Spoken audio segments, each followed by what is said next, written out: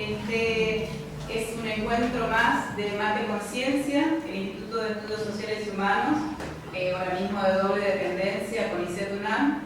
Estamos muy contentos y muy agradecidos de que estén aquí. Es un tercer encuentro del ciclo de charlas Mate Conciencia. Este año está dedicado a historia, arqueología y antropología, ¿sí? En la jornada de hoy exponen Marilyn Cebolla-Badier y Rodrigo Costa Candelisani, ¿sí? Perfecto. Bueno, vamos a presentar a nuestra expositora y a nuestro expositor y después vamos a comentar un poco cómo va a ser la dinámica de la jornada. Bueno, Rodrigo Costa Candelisani se licenció en Historia por la Universidad Federal de Río Grande do Sul, de Porto Alegre, su ciudad natal. Realizó su doctorado en la Facultad de Ciencias Naturales y Museo en la Universidad Nacional de La Plata. En su tesis investigó las ocupaciones arqueológicas ubicadas en el tramo brasileño del río Uruguay, realizando estudios sobre la materialidad de las poblaciones cazadoras-recolectoras y guaraníes que habitaron la región a lo largo del Holoceno.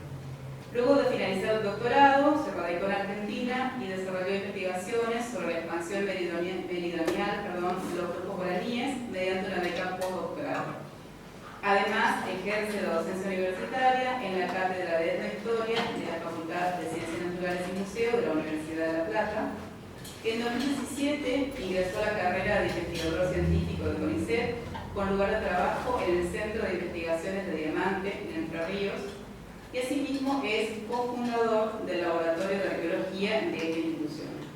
Actualmente, además de seguir con los estudios sobre la expansión guaraní y su materialidad, participa de proyectos multidisciplinarios que tratan de entender las relaciones entre las poblaciones humanas y las dinámicas ambientales en los últimos 10.000 años. Por su parte, Marilyn Cebolla-Badier es doctora en Antropología Social por la Universidad de Barcelona, es profesora titular del Departamento de Antropología Social de la Universidad Nacional de Misiones, es directora de este programa de posgrado en Antropología Social, es directora aparte de proyectos de investigación como el proyecto Memorias de Contacto, las relaciones indio-blanco en Misiones, Argentina, entre 1920 y 1960, de la Secretaría de Investigación y Posgrado de esta Facultad de Humanidades y Ciencias Sociales. Es codirectora del proyecto Cartografía Etnográfica e Historia Ambiental en Misiones entre 1881 y 2010. Es miembro del proyecto Bailar CONICET de la red BAILIS, que es un núcleo interdisciplinario en la Tierra Colorada, entre la Universidad de Augsburgo, de Alemania, y la Universidad Nacional de Misiones. Es autora, entre otros tantos textos y libros, de etnografía sobre la miel en la cultura Micá guaraní, cosmología y naturaleza en Micá guaraní, rituales de iniciación y relación con la naturaleza entre los Micá guaraní, territorio Micá, uso del espacio y movilidad, y ha realizado también contribuciones en libros y diversos artículos publicados en revistas científicas en Brasil, Ecuador, Paraguay, España y Suiza. Sus líneas de investigación son relación naturaleza-cultura, giro ontológico, etnobiología, uso y construcción de paisajes, sociedades indígenas y tradicionales, relaciones interétnicas en misiones, memoria e historia, etnología americana, con especialización en pueblos guaraníes. Para comenzar, bueno, va a comenzar en este Mate Conciencia Rodrigo, ¿sí? Él va a tener una exposición de aproximadamente 30 minutos, vamos a hacer una pequeña pausa para poder salir a tomar un té, un café, un mate y comer algo rico, y volvemos y sigue, digamos, con la exposición Marilyn, ¿sí? Rodrigo, por favor. Gracias.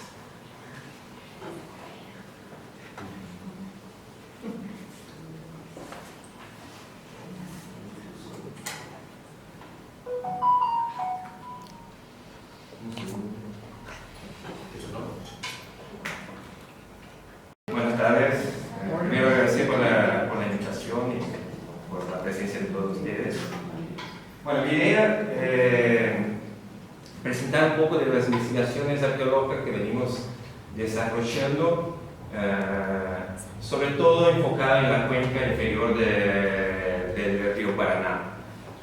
Aprovechando un poco el contexto de esas charlas, Sé que Eduardo Apoliner ya en el encuentro anterior ha hablado un poco de lo que viene desarrollando en territorio de Misiones, y se me ocurrió que sería más interesante hablar de otro territorio dentro de esa cuenca que venimos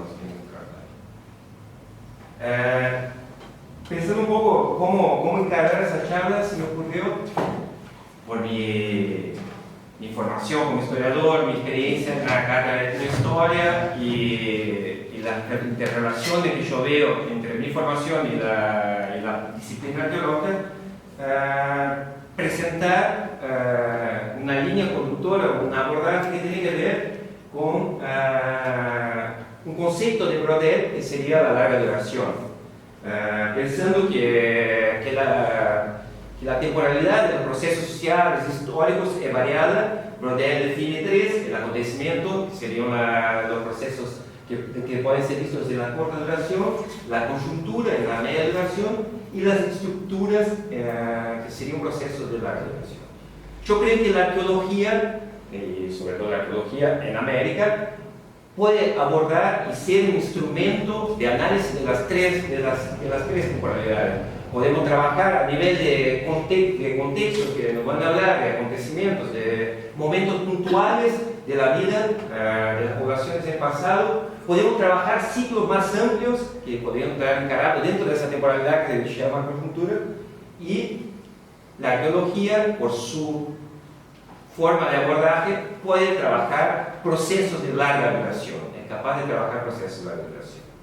En ese caso, hacer una relación entre la larga duración y buscando estructuras de larga duración, sino, a mí me parece interesante pensar la cuenca del Río de la Plata como una estructura de larga duración que nos va a permitir abordar la vida y el pasado, los acontecimientos del pasado de las poblaciones indígenas, teniendo en cuenta esa conformación, esa cuenca hidrológica. Primero presentar que la cuenca del Río de la Plata ocupa aproximadamente un cuarto del territorio sudamericano, incluye territorios que tienen que ver con el actual territorio de Brasil, Paraguay, Bolivia, Argentina y Uruguay.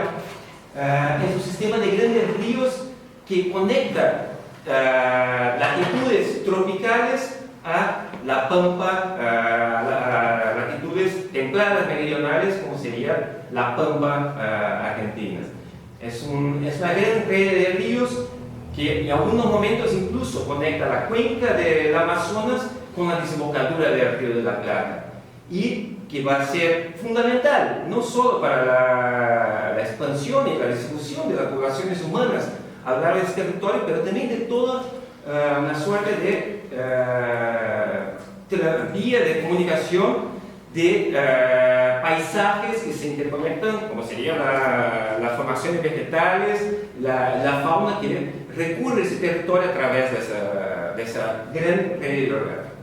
Entonces yo estoy tomando como una estructura de larga duración para pensar los procesos históricos, la cuenca del Río de la Plata. Y me interesa, sobre todo, pensar la interrelación de las poblaciones humanas, los modos de vida, como forma de adaptación a ese medio, pero también como intervención sobre ese medio, como manera de intervención sobre ese medio.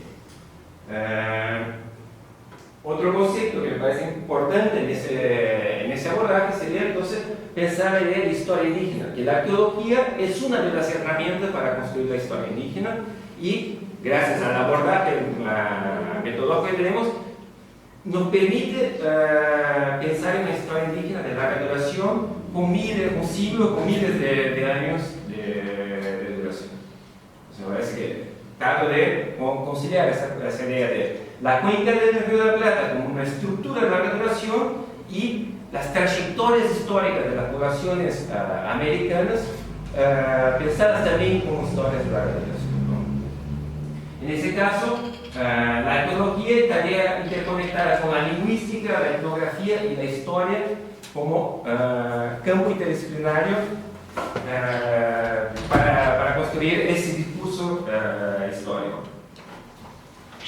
En el caso de nuestras investigaciones, para poder alcanzar eso, tratamos de desarrollar investigaciones multidisciplinares, buscando responder cuestiones que tienen que ver con la cronología, con el paleobiente, o sea, con la dinámica de esa estructura que sería la cuenca del Río de la Plata a lo largo del tiempo, con las tecnologías de las poblaciones que ocuparon ese espacio, las prácticas de inhumación, o sea, la forma de tratar a los muertos, las paleodietas y la subsistencia, los modos de vida, cómo se alimentaban, cómo alteraban y captaban recursos del medio para la subsistencia, y patrones de asentamiento, o sea, cómo se movilizaban, cómo se desplazaban y ocupaban y alteraban los territorios ocupados.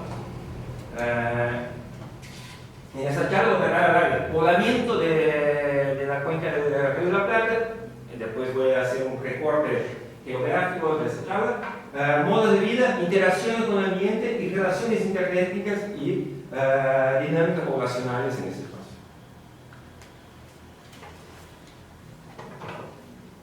Empezando por el poblamiento, solo para poner un piso en común, el poblamiento humano de América se da el último máximo glacial, cuando se establece una conexión entre Asia y América, a través del estrecho de Bering, y donde las poblaciones humanas empiezan a ingresar al territorio americano.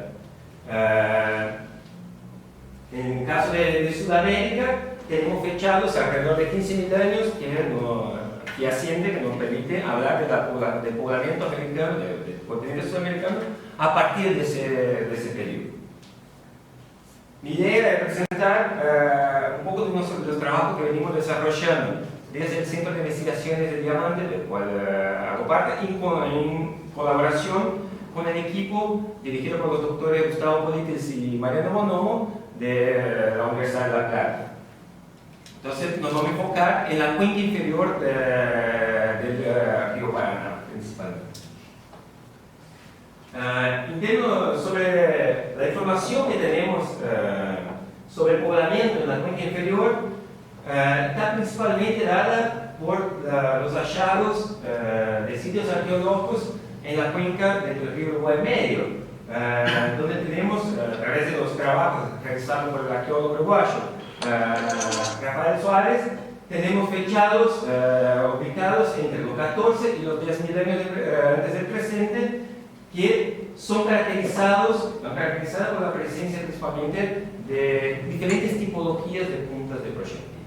Las puntas con el pescado serían tipologías de punta, o un tipo de tecnología más antiguo en ese territorio, y estaría de alguna manera involucrado con la caza de megafauna pleistocénica. Los sitios son esos puntos en rojo que vemos ubicados acá sobre la cuenca. Más tarde empiezan a aparecer otros tipos de puntas que estarían relacionadas con un reordenamiento, según Rafael Suárez, un reordenamiento de la tecnología de caza, el instrumental de caza, para nuevas condiciones ambientales que empiezan a estar vigentes a partir de la transición entre el Pleistoceno y el Holoceno temprano. En el territorio que corresponde a la provincia de Entre Ríos, propiamente dicho, hasta hace poco no teníamos información cronológica precisa del poblamiento de las primeras poblaciones que ocuparon ese espacio. Los círculos amarillos que vemos son hallazgos aislados de superficie, en general pertenecen a colecciones privadas, donde se han encontrado materiales con tipologías semejantes a las que Rafael Suárez ha detectado y ha fechado para la cuenca media del Uruguay. Recientemente, hace un par de años, encontramos el primer hallazgo donde pudimos obtener un fechado que nos va a anclar cronológicamente con el Holoceno temprano. Y eso se encontró en el Molino Dol, que es en la cuenca de un arroyo que se llama Arroyo Dol, que desagua en Paraná. Desde hace unos casi 10 años hay un grupo de investigadores investigadores, paleontólogos y geólogos que vienen trabajando con el estudio del Holoceno en la cuenca del arroyo Dol.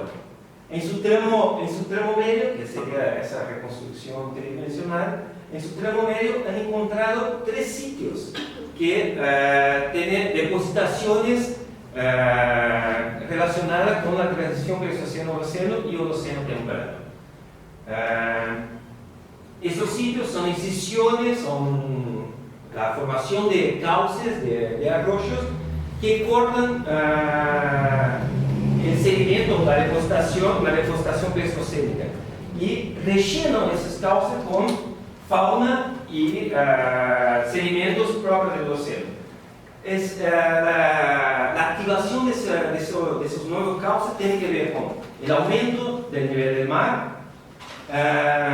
La fauna que fue encontrada por los paleontólogos nos habla de un clima templado, cálido y húmedo que empieza a partir de los 9.000 años, alrededor de los 10.000 años, empieza a estar vigente, a instalarse en ese territorio y conforma ambientes fluviales con pastizales, praderas, humedales y selvas en galería. Hasta hace un par de años, las investigaciones que venían desarrollando los paleontólogos y los geólogos pudieron reconstruir ese ambiente, pero nos servía para la arqueología, nos servía como una información general, contextual, para pensar ese momento en el océano y en el territorio. Sin embargo, durante la recolección de muestras paleontológicas, del Instituto Paleontológico, en el Instituto 2 del Molino Dol, en esa sección, acá está la formación Salto del Neré, que es ese sedimento más blanco que es pleistoceno, y eso sería lo que yo les hablaba de esos canales y arroyos que se forman, que tienen que ver con el océano. Cuando recolectaron muestras paleontológicas, para estudios paleontológicos en ese punto, han detectado una punta de proyectilítica. Y a partir de ahí, por trabajar en el mismo instituto, nos venía a buscar el laboratorio de arqueología y empezamos inició una investigación en conjunto.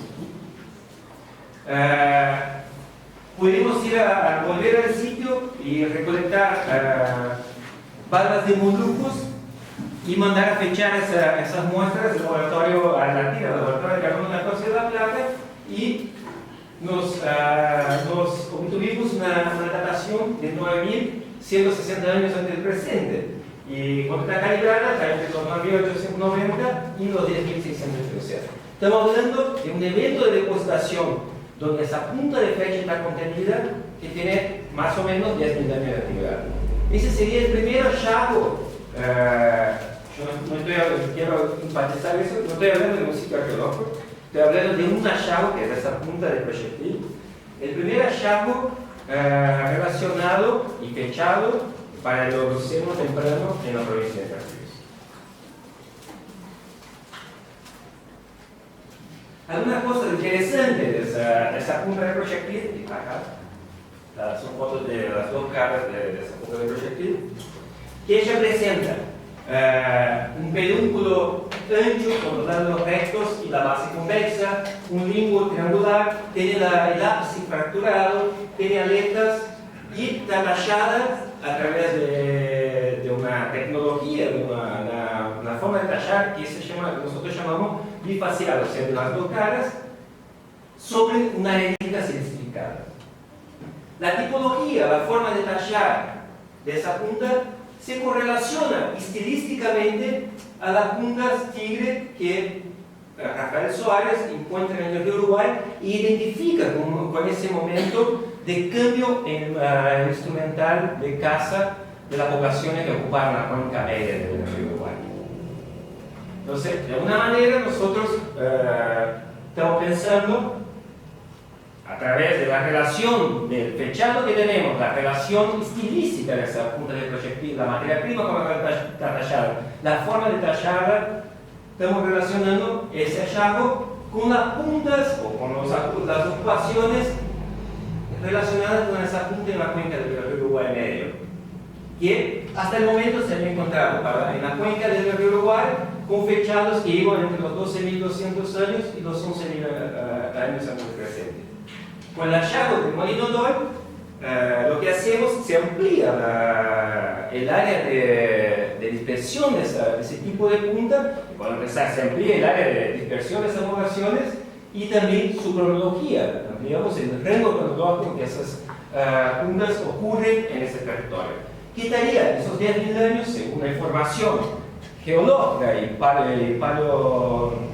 paleontológica? Y está muy vinculada con ese momento en que se reactivan los cauces hídricos, sube el nivel del mar, empiezan a reactivar los ríos y arroyos, y ese territorio empieza a ser ocupado por una vegetación y una fauna que tiene que ver con ambientes fluviales. Y probablemente las poblaciones humanas que vivían, es importante de eso, que las poblaciones humanas que vivían, que ocupaban el río Uruguay, se expandieron o fueron acompañando esa expansión y ocupando territorios en el interior de la provincia de Entre Ríos, o saliendo de ese corredor del río Uruguay y pudiendo acceder al interior de ese territorio y llegar hasta la frontera. Bueno, eso está hablando del océano temprano, va a ser un gran salto temporal, porque es la información con la que contamos, o sea, contar una historia que faltan algunos capítulos. Y en términos del océano, hablaré del poblamiento y ahora hablar de un territorio ya poblado y colonizado por la población. Las primeras ocupaciones, y ahora ya vamos a hablar de un contexto de ocupación muy diverso y donde sería de alguna manera el origen de lo que van a encontrar los primeros colonizadores, los primeros conquistadores cuando llegan a nuestro territorio, que sería un mosaico étnico que encuentran en ese territorio. O sea, una gran diversidad de identidades culturales que encuentran en ese territorio a la medida que cuando llegan, que son registrados con nombre Chaná, Menguá, Guaraní, Charrúa, que está registrada en la documentación histórica. Me interesa tratar de entender un poco la dinámica prehistórica, la dinámica social, histórica anterior a ese momento, y ese mapa muestra un poco esa diversidad. El mapa es de un artículo de Guiarte y otros, de un artículo de 2015, donde ellos ubican esquemáticamente los sitios y tratan de definir un área geográfica para las ocupaciones. Ahora vamos a hablar de lo que está marcado en verde, que sería la ocupación de la entidad Guayamán-Abrigo, que como pueden ver, en rojo está la expansión guaraní, tiene algunas interrelaciones, o se sobreponen las áreas de ocupación entre lo que sería conocido como la entidad Guayamán-Abrigo y la ocupación guaraní. La entidad Guayamán-Abrigo corresponde al correlato material de las ocupaciones de las poblaciones Chanatimbú registradas por los colonizadores del siglo XVI. En lugar de hablar de poblaciones Chanatimbú del pasado, hablamos de entidad Guayamán-Abrigo, que sería esa representación, la materialidad de esas poblaciones. Está principalmente distribuida en el delta del Paraná, muy vinculada con la cuenca del río Paraná y la cuenca inferior del río Uruguay. La distribución geográfica, bueno, como les decía, está muy vinculada con esas dos cuencas, con la cuenca inferior del Paraná, el inferior del Paraná y el interior del río Uruguay, y tiene una característica que es la hidrocentralidad. Son sitios y una ocupación registrada y muy vinculada con ambientes fluviales propios de ese territorio. Una de las características más sobresalientes de ese tipo de ocupación y que muestran esa transformación del ambiente para su instalación en ese territorio tiene que ver con las construcciones monticulares, que localmente conocemos como cerritos. Las construcciones monticulares no son propias y únicas de o construcciones en tierra no son propias y únicas de esas poblaciones. Desde por lo menos en Sudamérica, desde por lo menos hace 5.000 se tiene registro de construcciones en tierra. Y algunas, algunas están relacionadas con, como se conoce como el doradense o como la tradición tacuar y tararé, acá en la provincia de Misiones. Son una de esas formas, o un grupo que hacía construcciones en tierra. En ese caso, nosotros vamos a referirnos a lo que vamos a llamar la tribu, que es donde tienen esas construcciones, esos cerritos, en la cuenca inferior del río Paraná. Es interesante, enmarcar o caracterizar que son construcciones que son hechas a través del acúmulo de sedimentos, pero también de material cerámico para aumentar la altura y la superficie de geoformas naturales conocidas como albardones. También hay uso de fuego, nosotros podemos registrar en las excavaciones el uso del fuego para consolidar sedimentos y lograr pisos más sólidos y estructuras o superficies más sólidas y más resistentes a un ambiente que es propio, característico de inundaciones temporales y cíclicas. Esas estructuras, los cerritos, acá los tres cerros 1, se da para ver bien, pero no en todos los árboles, esa parte pelada es el cerrito.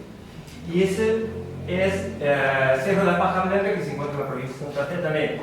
El albardón y la estructura monticular está justo marcada por esa arboleda que se ve en la foto.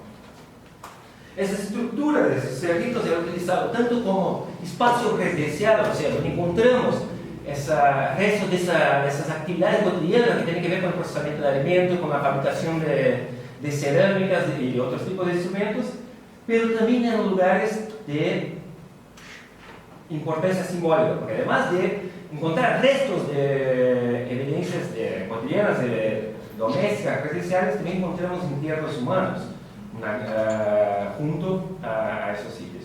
Y una de las cosas que nosotros estamos proponiendo ahora, además tenía un carácter productivo. Eran lugares también donde se utilizaba como lugar doméstico, ritual para el entierro y productivo para la implantación de cultivos en la forma de huertos alrededor de las residencias. Entonces eran espacios que tenían un significado múltiple en cotidianas poblaciones. Y es interesante, un dato que a mí siempre me parece, cada vez que hacemos la prospección, que recorremos el territorio en busca de sitios, es que son lugares que hasta hoy en día, hasta la actualidad, algunos tienen por lo menos 2000 años de ocupación, sigue siendo destacables en el paisaje, lo podés ubicar en el paisaje, y sigue siendo ocupado por las poblaciones actuales. Los puesteros, muchas veces encontramos que los puestos y los puesteros que cuidan en ese momento, tienen ganado en las islas, ocupan esos lugares que fueron modificados por las poblaciones vinculadas con la entidad Guayama de Abrigo hace siglos.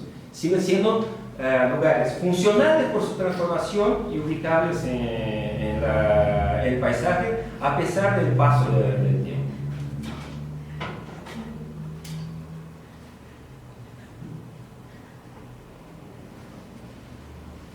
Otra de las características de las poblaciones de Guayama de Abrigo, o de la idea de Guayama de Abrigo, es la cerámica que presenta una decoración muy particular que tiene que ver con la presencia de animales modelados zoomorfos que pueden estar apendizomorfos en los bordes de la cerámica.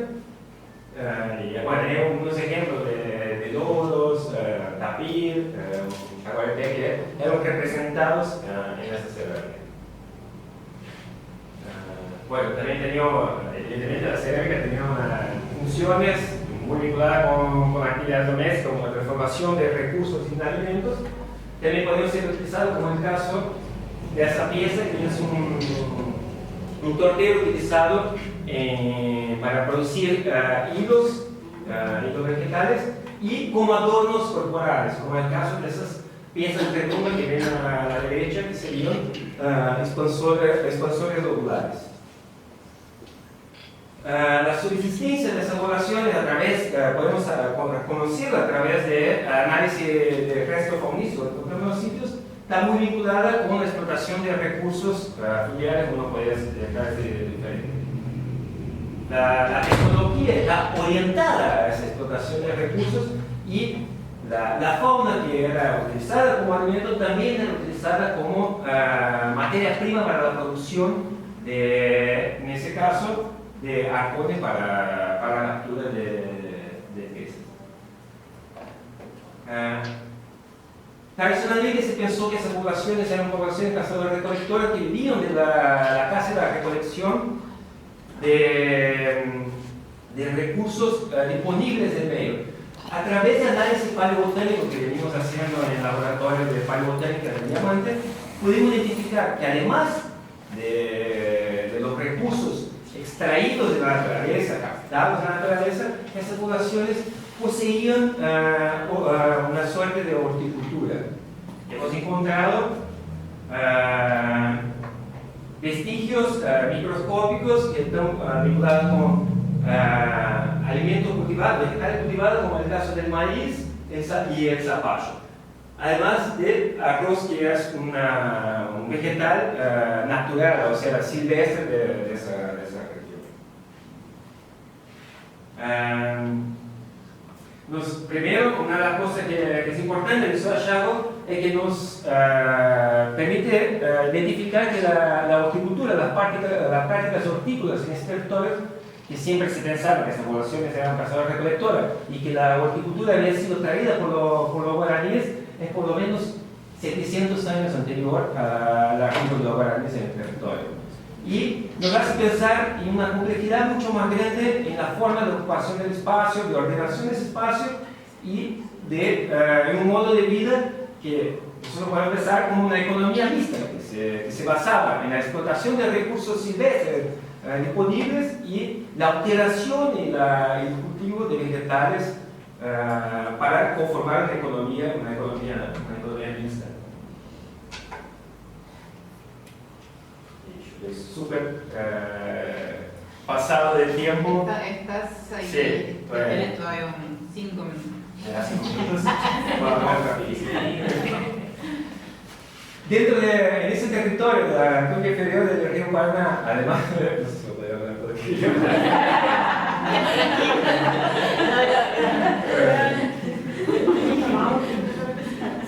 Además de las poblaciones, arqueológicamente, además de poder identificar esa actividad que se llama abrigo, también hemos identificado la presencia, no solo nosotros, pero desde el siglo XIX, la presencia de poblaciones o de ocupación de asentamientos vinculados con las ocupaciones guaraníes.